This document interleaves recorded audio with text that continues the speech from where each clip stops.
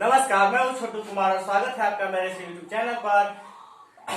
मैं इस चैनल पर आपको पता ही है क्या बताता हूं कि सभी विषयों की क्लास 10th के सभी विषयों का सॉल्यूशन आपको लेकर आता हूं। इसलिए आज मैं आपके लिए सबसे सब्जेक्ट मैथ क्लास 10 चैप्टर 1 के लिए इंट्रोडक्शन लेकर आया हूं, जो कि कोई भी प्रश्न एक प्रश्नावली एक को हल करने के लिए परिभाषाएं महत्वपूर्ण है। अगर आप ये परिभाषा नहीं सीखेंगे तो आपसे एक भी प्रश्नावली 1.1 हो, 1.2 हो, 1.3 हो नहीं बनेगा। इसलिए सबसे पहले आप इस इंट्रोडक्शन को ध्यान से देखें और समझें। अगर आप इस सारे परिभाषाएं को अच्छे तरीके से समझ गए तो आपको याद करने की कोई जरूरत नहीं है। इसलिए आप इसको जरूर समझ ले और याद कर ले। अगर समझ लीजिएगा ध्यान से अभी ही तो आपको याद करने की मैं गारंटी देता हूं कि कोई जरूरत नहीं होगी। अगर आप नहीं समझेंगे तो फिर आपको याद करना पड़ेगा ही। तो इसलिए आप मेरी वीडियो को पूरी तरह से अच्छी तरह से देख ले और पूरी वीडियो को ध्यान से देखें। मैं कहीं पर भी आपको कोई परेशानी होने नहीं दूंगा। और अभी तक आप मेरे चैनल को सब्सक्राइब नहीं किए हैं तो जरूर कर ले और बगल में बेल आइकन है उसको जरूर दबा दे, ताकि हर नई वीडियो का नोटिफिकेशन सबसे पहले आप तक पहुंचती रहे। और इसके बाद मैं बताऊंगा आपको क्वेश्चन नंबर 1, प्रश्नावली 1.1 का क्वेश्चन नंबर 1। तो इसलिए हमारे साथ आप हमेशा बने रहें। तो चलिए हम आपको बताते हैं कि इंट्रोडक्शन में क्या बताऊंगा। तो इंट्रोडक्शन में चैप्टर 1 का सबसे पहले है वास्तविक संख्याएं। वास्तविक संख्याएं क्या होता है? तो इस वैसी संख्याएं जो परिमेय और अपरिमेय को मिलाने से बनता है उसे वास्तविक संख्याएं कहते हैं। अब ये परिमेय और अपरिमेय क्या है, इसको बताने से पहले हम आपको बता देते हैं कि वास्तविक संख्या में कितनी संख्याएं होते हैं, कितने प्रकार के होते हैं संख्या। पहले हम आपको संख्या समझाएंगे, उसके बाद हम आपको समझाएंगे कि वास्तविक संख्या क्या है। अगर आप सारी संख्याएं आप समझ जाएंगे तो वास्तविक संख्या आप चुटकियों में ही समझ जाएंगे। इसलिए हम आपको पहले बता देते हैं कि कितनी संख्याएं। सब हम शुरुआत करते हैं सबसे पहले संख्याओं से, जिसका नाम है प्राकृतिक संख्या। जिसका नाम है क्या? प्राकृतिक संख्या। प्राकृतिक संख्या किसे कहते हैं? तो वह गिनती की संख्या को प्राकृतिक संख्या कहते हैं। गिनती की संख्या को ही प्राकृतिक संख्या कहते हैं। जैसे 0, जैसे गिनती कहां से शुरू होता है? 1 से शुरू होता है, आपको पता ही है। तो 1, 2, 3, 4, 5, 6 गिनती 1 से शुरू होता है, इसलिए क्या कहा जाता है? गिनती की संख्या को ही प्राकृतिक संख्या कहा जाता है। और ये डॉट डॉट का मतलब तो आप समझ ही रहे होंगे कि डॉट डॉट का मतलब है कि ये अभी तक आगे बढ़ रहा है, इसकी कोई रोक नहीं है। मतलब कि गिनती की संख्या का कोई रोक नहीं होता है। गिनती की संख्या क्या होता है? अनंत होता है। आज तक गिनती की संख्या समाप्त नहीं हुई है। गिनती आप जहां तक पढ़िएगा वहां तक वो होगा। इसलिए गिनती की संख्या को क्या कहा जाता है? प्राकृतिक संख्या कहा जाता है। और इसको हम आगे कितना भी लिख सकते हैं, वो भरेगा नहीं। तो आप ये समझ गए होंगे कि गिनती की संख्या को ही प्राकृतिक संख्या कहा जाता है। अब हम आपको बताते हैं दूसरा संख्या क्या है? तो पूर्ण संख्या। पूर्ण संख्या। अब देखिए ये पूर्ण संख्या क्या होता है? तो पूर्ण संख्या होता है कि यदि प्राकृतिक संख्या में शून्य को शामिल कर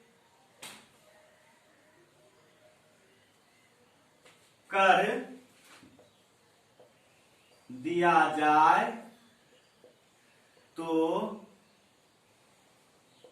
पूर्ण संख्या बन जाता है।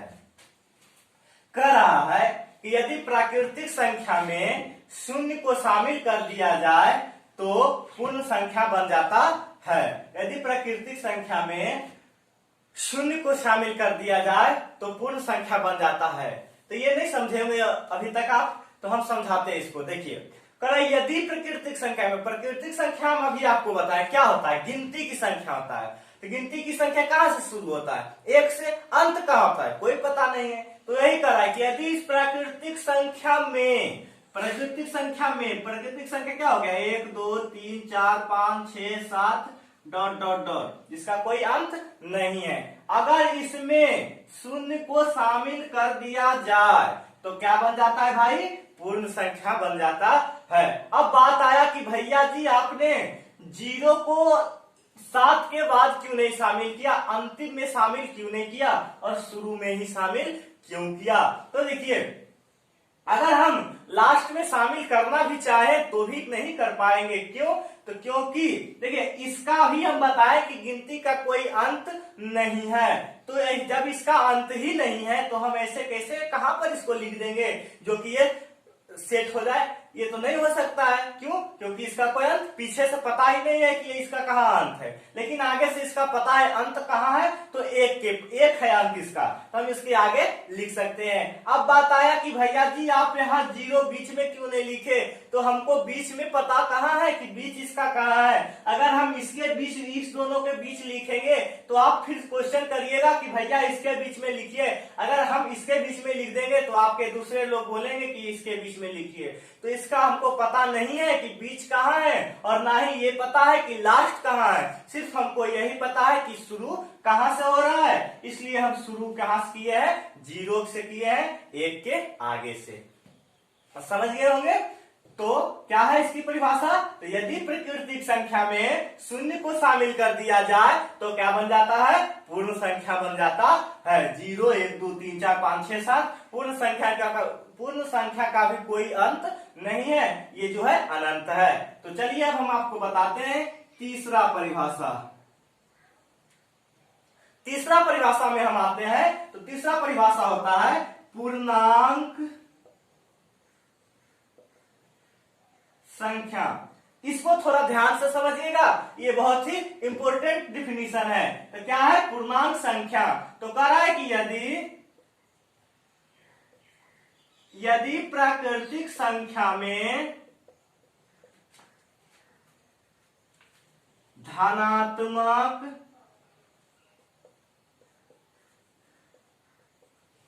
ऋणात्मक तथा शून्य को शामिल कर दिया जाए तो पूर्णांक बन जाता है। कह रहा है कि यदि प्राकृतिक संख्या में, फिर बात आ गया कि प्राकृतिक की संख्या आपको पता ही है क्या होता है, गिनती की संख्या होता है। प्राकृतिक संख्या क्या होता है, गिनती की संख्या होता है। तो उसमें कह रहा है यदि धनात्मक और ऋणात्मक तथा शून्य, 3 चीज कर रहा है प्राकृतिक संख्या में, 1 2 3 4 5 6, इसमें कह रहा है कि 3 चीज शामिल कर देंगे तब क्या बन जाएगा, पूर्णांक बन जाएगा। क्या क्या, तो धनात्मक मतलब पता ही है आपको क्या होता है बाबू, प्लस होता है, और ऋणात्मक मतलब क्या होता है, माइनस होता है। तो यही कह रहा है कि प्लस की सारी संख्याएं और माइनस की सारी संख्याएं तथा शून्य, ये तीनों को जब हम इसमें शामिल कर देंगे तो क्या बन जाएगा, पूर्णांक बन जाएगा। तो देखिए क्या करते हैं हम इसको, ये क्या है, 1 2 3 4 5 6 हो गया शामिल, इसको हम सही से लिख देते हैं। करा प्लस का भी कुछ संख्या लिखिए और माइनस का भी कुछ संख्या लिखिए और उसके बीच में शून्य को शामिल कीजिए। तो देखिए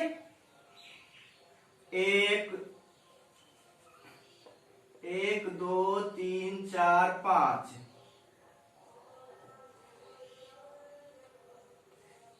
6, ये हो गया। फिर -6 -5 -4 -3 -2 -1 0, और ये इधर बढ़ रहा है और ये इधर बढ़ रहा है। ठीक है, देखिए ये जो है माइनस में रहे या प्लस में रहे, गिनती की संख्या का कोई अंत नहीं है, चाहे माइनस में रहे या प्लस में रहे। तो ये इधर बढ़ रहा है और ये इधर बढ़ रहा है, तो ना ही इसका हमको अंत पता है ना ही इसका अंत पता है, तो शून्य कहाँ रहेगा, ये दोनों के बीच में ही रहेगा, क्योंकि इसका भी अंत हमको पता है कहाँ है, 1 पर, और इसका भी अंत पता है हमको कहाँ पर है, -1 पर। तो इसको क्या कहा जाता है, यहाँ पर रख दिया जाता है, शून्य दोनों के बीच में रहेगा। अब देखिए बात आया कि इसको हम कहेंगे ऋणात्मक संख्या, इसको कहेंगे धनात्मक संख्या, तो शून्य को हम क्या कहेंगे। आपके लिए यह क्वेश्चन है कि आप इसको कमेंट में जरूर बताएं कि अगर हम इसको धनात्मक संख्या कहते हैं और इसको हम ऋणात्मक संख्या कहते हैं तो शून्य को हम क्या कहेंगे। इसको आप को एक क्वेश्चन बना लीजिए मेरे तरफ से कि इसको क्या कहा जाता है। इसको अगर ऋणात्मक संख्या कहते हैं और इसको हम धनात्मक संख्या कहते हैं तो इसको क्या कहा जाता है। आप आंसर को मेरे कमेंट बॉक्स में बताएं, अगर आंसर सही हुआ तो हम आगे बताएंगे आपको क्वेश्चन में हल, उसमें आप आंसर मिला लीजिएगा।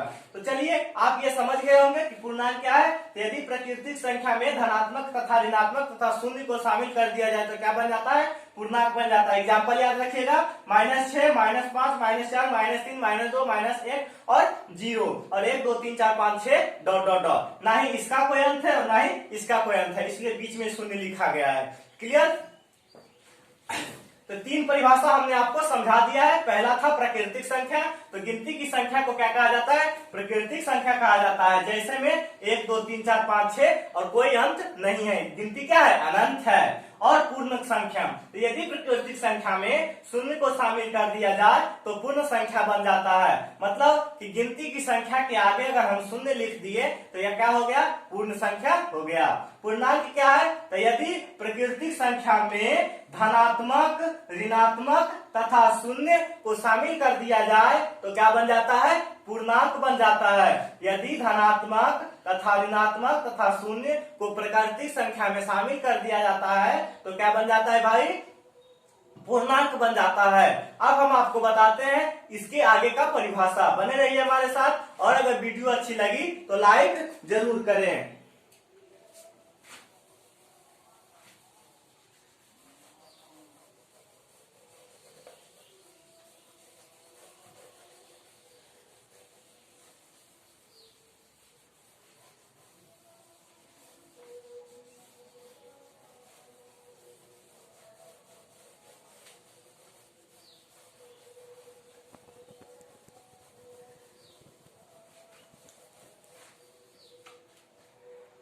तो चलिए अब हम आपको बताते हैं चौथा परिभाषा, जो कि चैप्टर के लिए सबसे ज्यादा इंपॉर्टेंट है।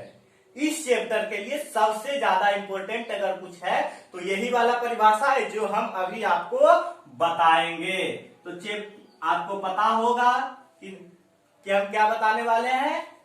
चलिए देखिए, परिमेय संख्या, इसको परिमेय भी लिखा जाता है, परिमेय संख्या, यही रहा आपका सबसे इंपॉर्टेंट परिभाषा। तो क्या है परिमेय संख्या, इसका परिभाषा होता है कि परिमेय संख्या बराबर P/Q होता है, जहां P तथा Q दोनों पूर्णांक है। तो Q is not equal to 0 और परिमेय संख्या को हमेशा लघु रूप में लिखा जाता है। परिमेय संख्या बराबर P/Q होता है, जहां P तथा Q दोनों क्या है, पूर्णांक है, और Q is not equal to 0 और परिमेय संख्या को हमेशा लघु रूप में लिखा जाता है। आप नहीं समझे, देखिए हम समझाते हैं। P/Q का मतलब हुआ कि दोनों क्या है, पूर्णांक है। पूर्णांक का मतलब क्या हुआ, पूर्णांक में क्या आता है, अभी आपको बताया परिभाषा कि उसमें धनात्मक, ऋणात्मक और शून्य, वो तीनों संख्याएं आते हैं।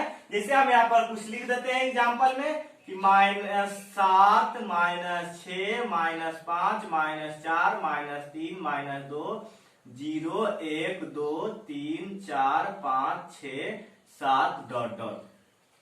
ये आपके पूर्णांक के संख्या का एग्जाम्पल हो गया।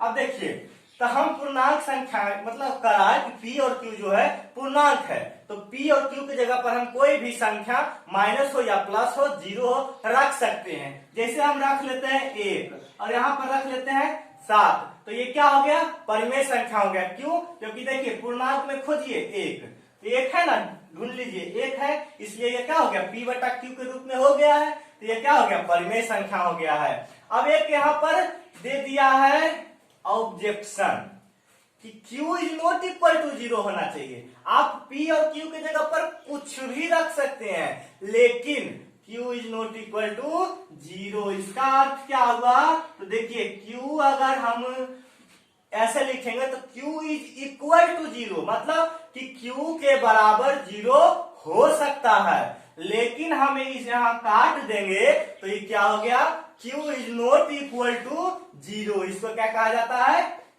Q is not equal to 0। इसका अगर हिंदी में बात करें तो होता है कि Q के जगह पर 0 नहीं लिख सकते हैं।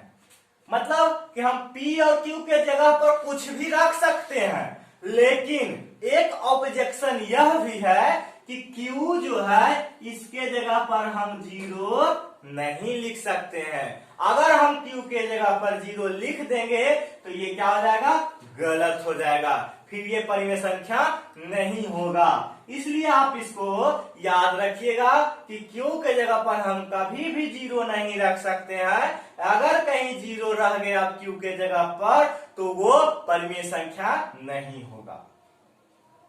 हाँ, अब बात आया कि हम P के जगह पर रखेंगे या नहीं, तो बिल्कुल रख सकते हैं। ऑब्जेक्शन Q पर किया है, P पर नहीं। तो आप ये जो है 1/0 ये परिमेय नहीं है, लेकिन 0/1 जो है परिमेय है। इसलिए आप यह समझ जाइए अच्छे से कि Q is not equal to 0 कहने का मतलब यही है कि Q के जगह पर हम कभी भी 0 नहीं रख सकते हैं। उसके अलावा आप जो चाहें वो रख सकते हैं। जैसे में हम P के जगह पर 0 रख दिए और Q के जगह पर 0 को छोड़कर आप कुछ भी रख दीजिए, आपका जो मन है -7 -6, इसके आगे भी हो सकता है -8 -9 -10। तो आइए हम रख देते हैं -3, तो ये क्या हो गया? परिमेय संख्या हो गया। आप यह समझ रहे हैं? ध्यान से समझिएगा कि यह क्या हो गया? परिमेय संख्या हो गया। क्यों? क्योंकि हम Q के जगह पर 0 लिख दिए हैं, नहीं लिखे हैं, इसलिए यह परिमेय संख्या हो गया। P के जगह पर हम कुछ भी रख सकते हैं, 0 हो, धनात्मक हो, ऋणात्मक हो, लेकिन Q के जगह पर हम 0 नहीं रख सकते हैं, इसलिए क्या हो गया? यह परिमेय संख्या हो गया। क्यों? क्योंकि हम Q के जगह पर 0 नहीं रखे हैं। तो आप यह समझ गए होंगे Q is not equal to 0 का मैटर। अब हम आपको समझाते हैं ये वाले लाइन कहने का मतलब क्या है कि परिमेय संख्या को हमेशा लघु रूप में लिखा जाता है। इसका अर्थ क्या होता है? देखिए, हम बिंदु भी लिखेंगे तो आपको समझा देंगे कि हम बिंदु किस लिए लिखे हैं, इसलिए आप मेरे साथ हमेशा बने रहिए। हम आपको हर लाइन, हर टॉपिक बारी बारी से समझा देंगे।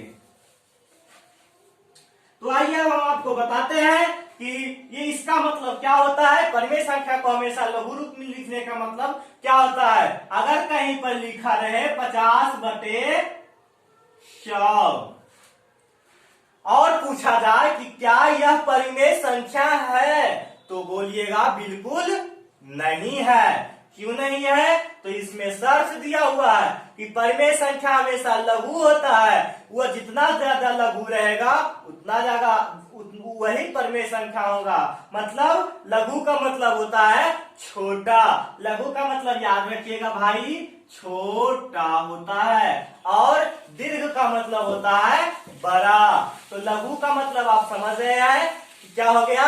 छोटा। लघु का मतलब आप समझ गए कि लघु का मतलब क्या होता है, छोटा होता है, और दीर्घ का मतलब होता है बड़ा। तो इसको कह रहा है कि हमेशा छोटा रहना चाहिए, तो इसको काट दीजिए, 50 एकम 50, 50 दूनी 100। अब ये क्या हो गया, परिमेय हो गया। समझ गए, क्लियर। परिमेय संख्या को हमेशा लघु रूप में लिखा जाता है, ऐसे रहेगा तो इसको काट दीजिएगा, उसके बाद क्या करिएगा 1/2 करके हो गया ये परिमेय संख्या।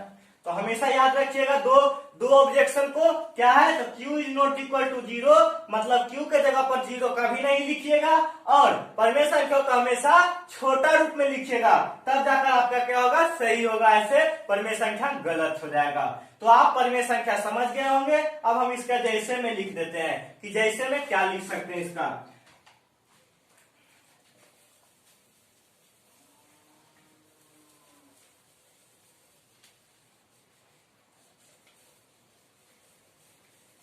तो आइए अब हम इसको बता देते हैं लिखकर।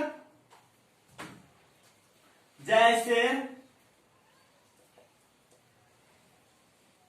1/2 माइनस 5/3 6/5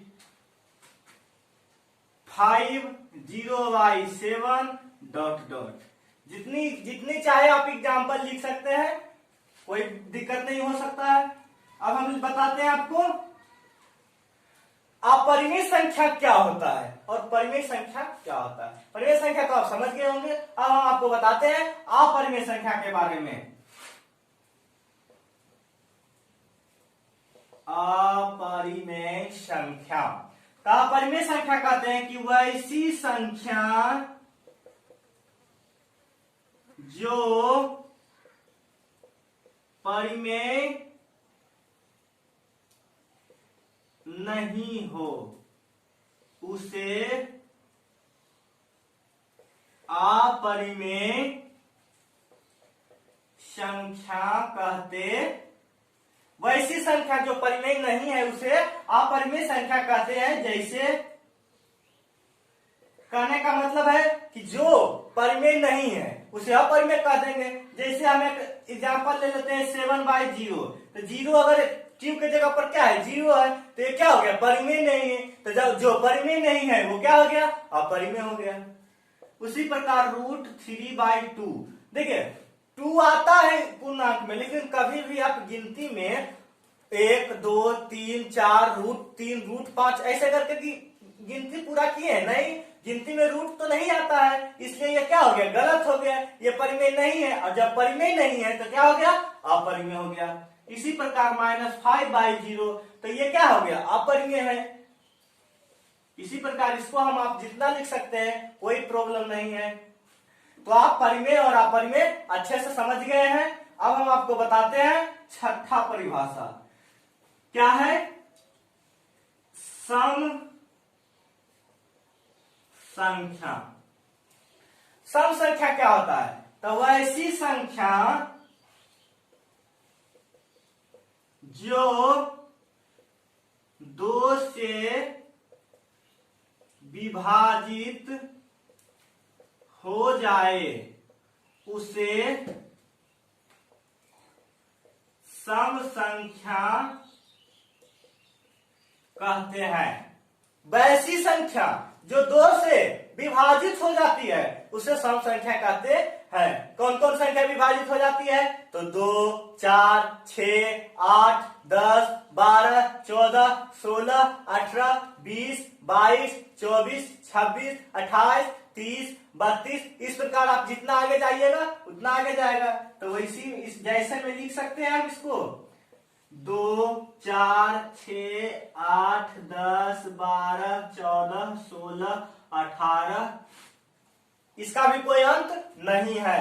तो और कहिएगा कि 3, तो 3 2 से विभाजित नहीं होता है। विभाजित मतलब कट जाना, जो कट जाता है 2 से उसे सम संख्या कहते हैं, और जो 2 से नहीं कटता है इसका उल्टा कर दीजिए, विषम संख्या हो जाता है। तो समझ गए हैं कि वैसी संख्या जो 2 से विभाजित हो जाती है उसे सम संख्या कहते हैं, और वैसी संख्या जो 2 से विभाजित नहीं होती है उसे विषम संख्या कहते हैं, जो कि हम इसके बाद अब आपको लिख कर बताएंगे। तो चलिए हम इसको मिटा देते हैं और बताते हैं आपको विषम संख्या के बारे में।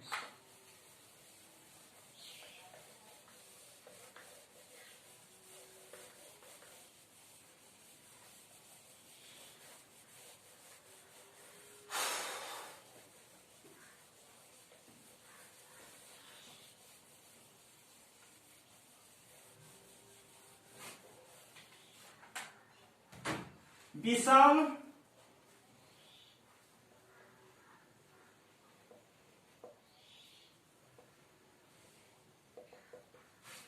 विषम संख्या क्या है? तो वैसी संख्या जो 2 से विभाजित नहीं होती है उसे विषम संख्या कहते हैं। तो वैसी संख्या जो 2 से विभाजित नहीं होती है उसे विषम संख्या कहते हैं। अभी हम आपको बताएं कि वैसी संख्या जो 2 से विभाजित, मतलब जो 2 से पूरा कट जाता है उसको क्या कहा जाता है? सम संख्या कहा जाता है। और जो 2 से नहीं कटता है उसे विषम संख्या कहते हैं। जैसे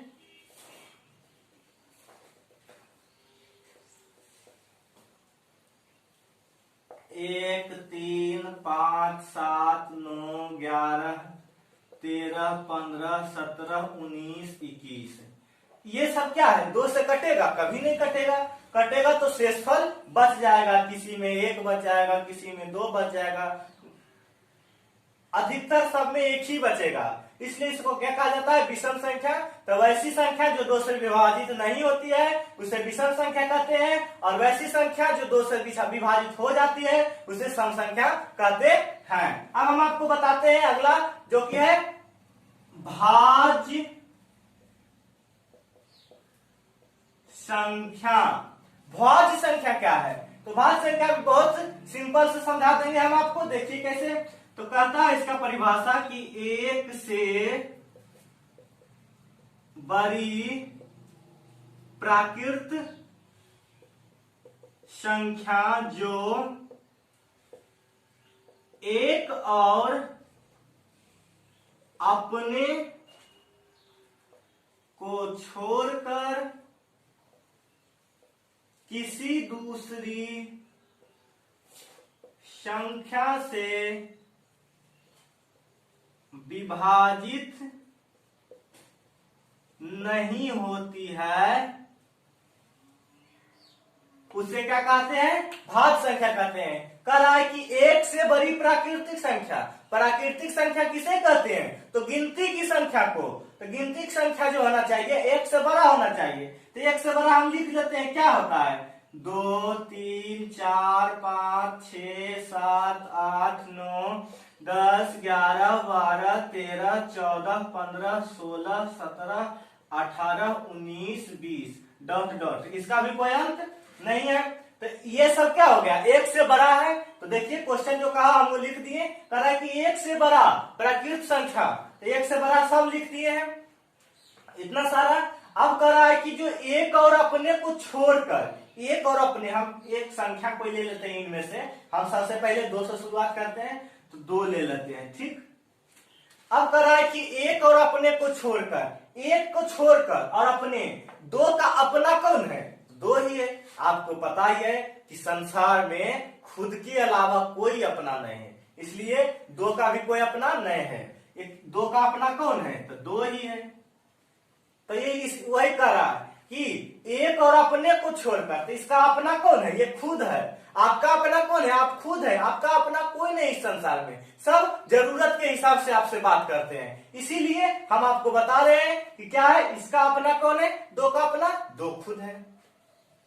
तो देखिए 2 का अपना 2 खुद है, तो हम इसको कह रहा है कि एक और अपने, तो 1 को छोड़ दिए और 2 का अपना 2 को छोड़ दिए। अब कह रहा है अगर इसके अलावा ये किसी संख्या से विभाजित हो जाता है तो ये भाज्य कहलाता है। तो 2 के अलावा, 1 और 2 के अलावा 2 किसी से कटता है? नहीं कटता है, बिल्कुल नहीं कटता है। 1 और 2 के अलावा आप 2 में किसी से विभाजित दीजिएगा तो ये विभाजित होगा? नहीं होगा। तो इसलिए यह क्या है? भाज्य नहीं है। समझ गए? जो एक और अपने को छोड़कर किसी दूसरी संख्या से विभाजित नहीं हो उसे क्या कहा जाता है? भाज्य संख्या कहा जाता है। देखिए अब हम आपको एक और एग्जांपल लेते हैं, 3 लेकर देखते हैं। तो 3 को कर रहा है, इसमें भी हम यही लागू करेंगे। तो 1 को और 3 का अपना कौन है? 3 खुद है। 1 को छोड़कर और अपने को छोड़कर। तो 3 का अपना कौन है? 3 खुद है। 3 का अपना कौन है? 3 खुद है। तो 1 और 3 को छोड़कर 3 किसी से विभाजित होगा? नहीं होगा, इसलिए ये भी क्या है? भाज्य नहीं है। अब हम एक एग्जाम्पल और ले लेते हैं आपको समझाने के लिए। 4 ले लीजिए। तो 4 1 को छोड़कर और इसको अपने को छोड़कर, इसका अपना कौन है? 4 खुद है। तो 4 को छोड़कर, 1 को छोड़कर और 4 को छोड़कर किसी और से ये कटता है? बिल्कुल कटता है। किससे कटता है भाई? तो 2 से कटता है। तो देखिए क्या कर रहा है परिभाषा में कि ये 1 से बड़ी प्राकृतिक संख्या जो 1 और अपने को छोड़कर किसी दूसरी संख्या से विभाजित होती है, उसे क्या कहते हैं? भाज्य संख्या कहते हैं। देखिए ये जो है 1 और अपने को छोड़कर किसी दूसरी संख्या से विभाजित होती है, मतलब दूसरी संख्या से विभाजित हो रही है ना, 2 दूनी 4, तो इसको क्या कहा जाता है? भाज्य संख्या कहते हैं। इसलिए सबसे पहली भाज्य संख्या कौन हो गया? 4 हो गया। सबसे पहली भाज्य संख्या कौन हो गया भाई? तो 4 हो गया। एक एग्जाम्पल और ले लेते हैं, 5। तो 1 और 5 के अलावा किसी से कटता है? नहीं, तो इसको क्या कहा जाता है? अभाज्य संख्या कहा जाता है। 6 ले लेते हैं। तो ये देखिए 1 और 6 के अलावा किसी से कटता है? कटता है किससे? 2 से और 3 से। तो ये क्या हो गया? भाज्य हो गया। तो ये समझ गए आप कि ये 1 से बड़ी प्राकृतिक संख्या जो 1 और अपने को छोड़कर किसी दूसरी संख्या से विभाजित हो जाती है, उसे क्या कहा जाता है? भाज्य संख्या कहते हैं। और जो नहीं होती है उसको क्या कहा जाता है? अभाज्य संख्या कहते हैं। तो हम इसका जैसे में लिख के दिखा देते हैं।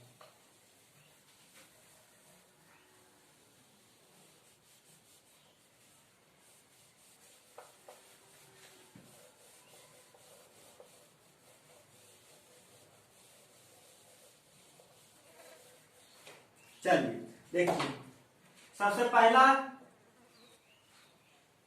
क्या आया था? 4 आया था, 6 आया, 8 आया, 9 आया, 10 आया, 12, 14, 15, 16 डॉट। अब बात आया कि भैया 9 कैसे लिख दिए? तो देखिए 9 होता है सम विषम में, कि 2 से नहीं कटा इसलिए इसको हम सम में नहीं लिखे। यहाँ पर भाज्य है। भाज्य में क्या है कि जो 1 और अपने को छोड़कर किसी दूसरी संख्या से कट जाए। तो 9 है, 9 का अपना कौन है? 9 खुद है। तो ये अपने को छोड़कर किसी और से कट रहा है, जरूर कटेगा। किससे? तो 3 से, इसलिए ये भी भाज्य संख्या होगा। कम से कम 1 से भी कटना चाहिए। तो 1 से कट रहा है, इसलिए क्या हो गया? भाज्य हो गया। तो अब हम आपको बताते हैं अभाज्य संख्या। अभाज्य संख्या इसका विपरीत होगा क्या? तो 1 से बड़ी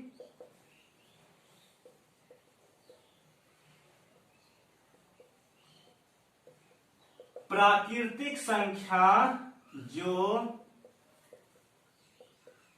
1 और अपने को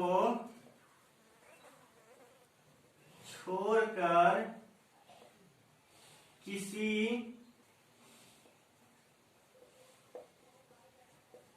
दूसरी संख्या से विभाजित नहीं होती है, उसे क्या कहा जाता है? अभाज्य संख्या कहा जाता है। ये तो अभी हम आपको समझाएं कि जो 1 और अपने को छोड़कर किसी संख्या से नहीं कट रहा है, जैसे 2, 3, 5, 7, 11, 13, 17, 19, 23। तो ये सब क्या है? 1 और अपने को छोड़कर किसी से कट रहा है? बिल्कुल नहीं कट रहा है, इसलिए ये क्या हो गया? अभाज्य संख्या हो गया। तो आप समझ गए होंगे कि भाज्य संख्या किसे कहते हैं? तो जो 1 और अपने को छोड़कर किसी दूसरी संख्या से विभाजित हो जाती है, उसे क्या कहा जाता है? भाज्य संख्या कहते हैं, जैसा कि आप देख रहे हैं। और अभाज्य संख्या 1 से बड़ी प्राकृतिक संख्या जो 1 और अपने को छोड़कर किसी दूसरी संख्या से विभाजित नहीं होती है, उसे क्या कहा जाता है? अभाज्य संख्या कहा जाता है। ये आप देख सकते हैं, ये हम आपको समझा दिए हैं। अब हम आपको बताते हैं अगला परिभाषा, वो क्या है?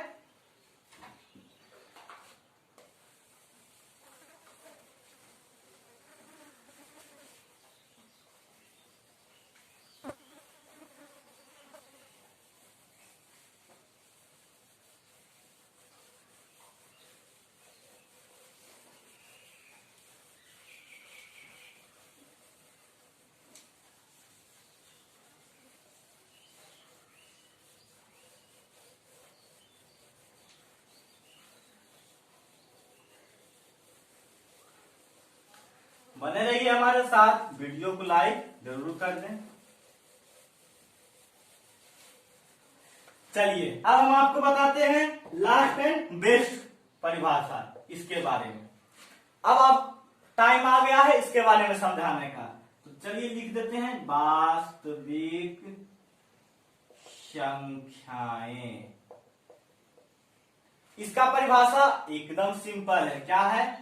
तो परिमेय संख्या तथा अपरिमेय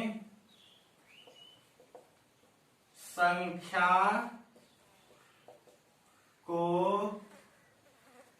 मिलाने से जो